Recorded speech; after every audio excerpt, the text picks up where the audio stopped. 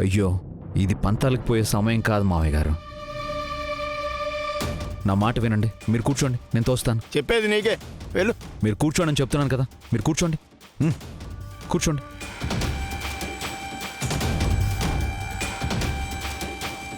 Start చేయండి.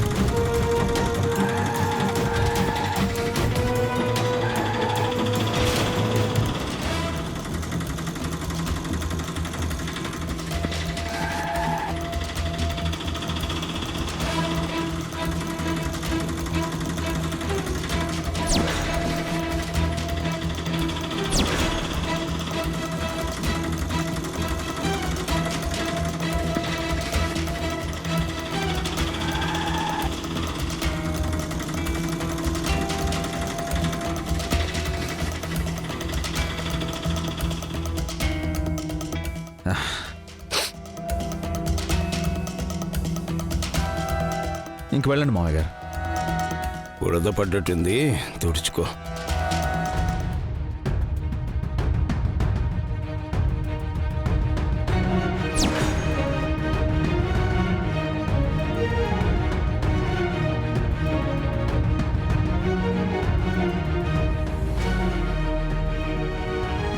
Sir sir ఏంటి sir ఈ బురదంతా? ప్రకృతయా, ప్రకృతిలో భాగం. సార్ మీరు ఆఫీస్కి ఎలాగైనా రావాలి సార్.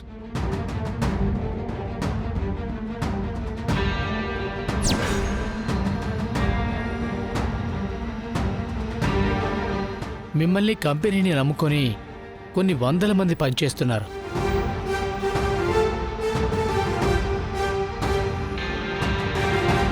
మీ అందరికీ నేను బాస్ అయితే అదిగో ఆవిడ నాకు బాస్.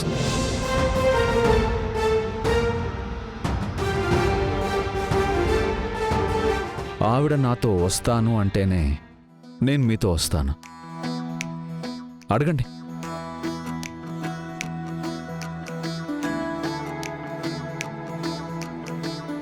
మేడం, మీరు ఎలాగైనా సార్తోనే రావాలి మేడం. నువ్వెవర్రా నాకు చెప్పడానికి? సార్ పియ్యను మేడం. మీరు నన్ను ఎన్నైనా తిట్టండి, నేను పడతాను. అంతేగాని రానని మాత్రం చెప్పకండి మేడం. మా జీవితాలు మీ మీద ఆధారపడి ఉన్నాయి మేడం. ఒకే ఒక్కసారి ఆలోచించండి మేడం, మీకు పుణ్యం ఉంటుంది.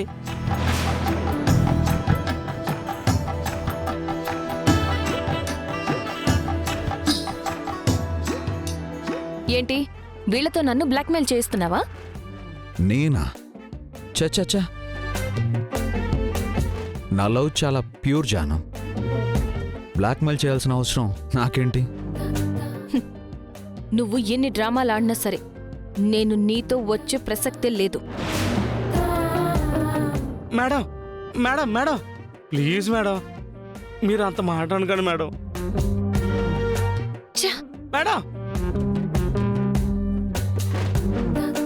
చూశారు కదా సార్ అది వెళ్ళండి. Please sir, please sir. నేను వస్తే జానుతో కలిసే వస్తాను, లేదంటే కంపెనీనే వదిలేస్తాను. ఆ రాముల వారు సీతమ్మ వారిని అరణ్యవాసానికి పంపిస్తే ఈ జయనందన్ నా జాను కోసం ఇక్కడికి అరణ్యవాసం వచ్చాను. అంత పని చేయకండి సార్. అయితే జాను మేడం నాతో రావాలి అనే ప్రేయర్ చేసుకోండి. వెళ్ళండి. వైకుంఠం పద. దేవుడా, ఓ మంచి దేవుడా, ఈ సారిస్ట్ గారితో మేడం ఎలాగైనా వెళ్ళేలా చూడతండ్రి. కొన్ని వందల మంది జీవితాలు ఈ సారిస్ట్ గారిని నమ్ముకొని ఉన్నాయి. నువ్వు ఎలాగైనా సార్ మేడం కలిసేలా చూడతండ్రి.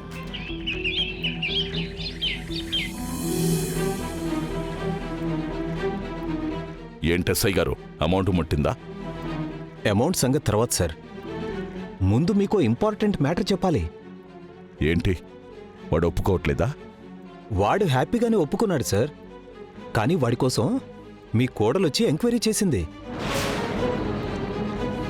మ్యాటర్ బయటికి తెలిసిపోయిందా ఏంటి?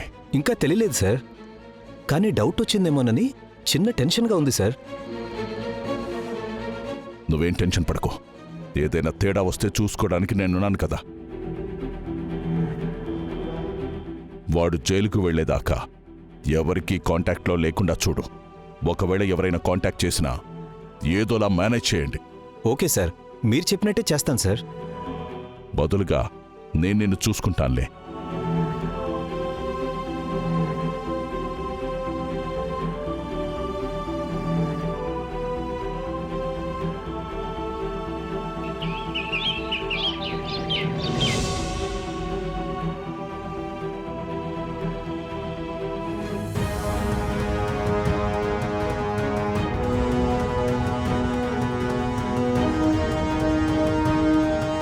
సార్, ఇక్కడికి తీసుకొచ్చారేంటి సార్ నన్ను? చెప్పానుగా, వారం 10 రోజులు ఇలాగే ఉంటుందని. కానీ నీకోసం మీ వాళ్ళు వెతుకుతున్నారంట. అవునా? అయ్యో, ఇప్పుడు ఎలా సార్? వాళ్ళు చాలా కంగారు పడుతున్నారేమో. నువ్వంత ఎమోషనల్ అవ్వకు.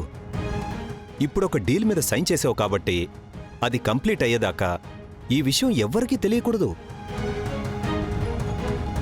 పొరపాటున బయటకొచ్చిందంటే నీకు హెల్ప్ చేసినందుకు నాకు లైఫ్ సెంటెన్స్ పడిపోతుంది. కానీ సార్, మా వాళ్ళు చాలా టెన్షన్ పడతారు కదా సార్. అందుకే ఒకసారి వాళ్ళకి కాల్ చేసి నేను బానే ఉన్నాను, ఊరికొచ్చాను, 2 వీక్స్ తర్వాత కలుస్తాను అని చెప్పు. అర్థమైందా? ఎందుకు సార్? చెప్తాను. ఇదిగో ఫోన్, ఒకే ఒక్క కాల్. అర్థమైందా? అలాగే సార్.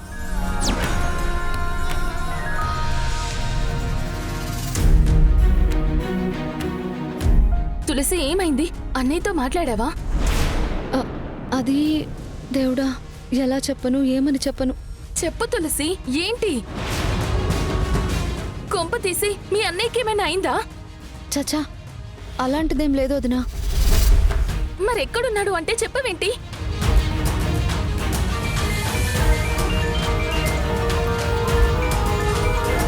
హలో. కీర్తి, నేను హరీష్ని. హరీష్, ఎక్కడున్నావు? ఏమైపోయా? ఫోన్ కూడా కలవట్లేదేంటి? సారీ కీర్తి, అనుకోకుండా ఫ్రెండ్స్తో కలిసి చిన్న ట్రిప్కి వచ్చాను. ట్రిప్పా? ఈ టైంలోనా? అవును కీర్తి, నువ్వేం కంగారు పడకు బేబీ. నేను 10 డేస్లో వచ్చేస్తాను కదా. మన బేబీ జాగ్రత్త. వదినా, ఇటీవ నేను మాట్లాడతాను. ఏంటన్నయ్య, ఎక్కడున్నావు?